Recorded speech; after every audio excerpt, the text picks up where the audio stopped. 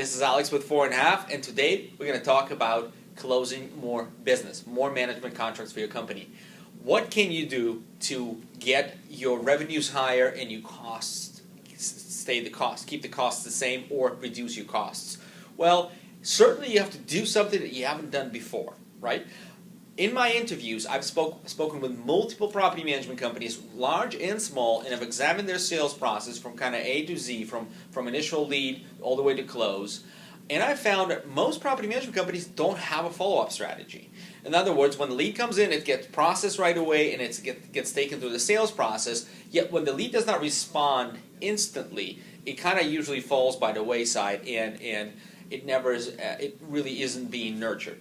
So just to give you a quick stat, let's figure this out. If the management contract value, TCV, total contract value, is about $3,000, right? They average 3 years at $100 a month plus lease-up fee. The value of your client is about $3,000. Okay, so if you close 10 clients a month, your revenue is about $30,000 total contract value. Okay, now according to Forrester Research, okay, companies that have lead nurture strategies generate 50% more sales at 33% less cost. 50% more sales if you have a follow-up strategy. Meaning that even if you take 30%, in our example here, you will increase your revenue by another $9,000 a month. 3 management contracts equal $9,000.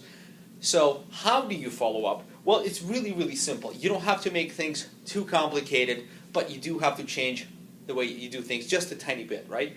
So we recommend you have 3 touches, 3 times you touch that lead within 2 weeks. And by touch, I specifically mean an email and a phone call. Okay? The content of the email should be very, very simple. I never use email marketing tools to contact my leads.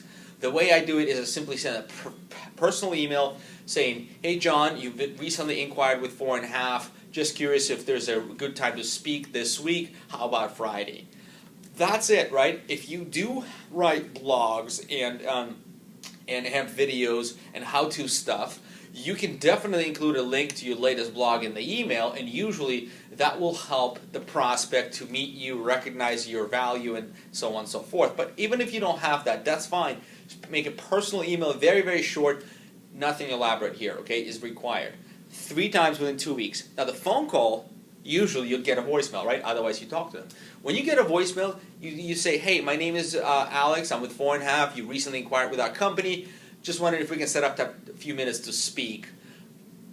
Here's my number, give me a call back." That's it. Okay, so that's the content of the email and follow-up. We also recommend checking in with that customer once a quarter. So initially when you get the lead, give them a call right away, and then contact them 3 times within 2 weeks, just to make sure you don't miss the opportunity to do business with these people. All right, so next week we're going to talk about tracking tools and how to actually have a really simple tracking strategy or tracking tools to make sure that all your follow-ups are done in a timely manner. Until then, we'll see you. Thank you.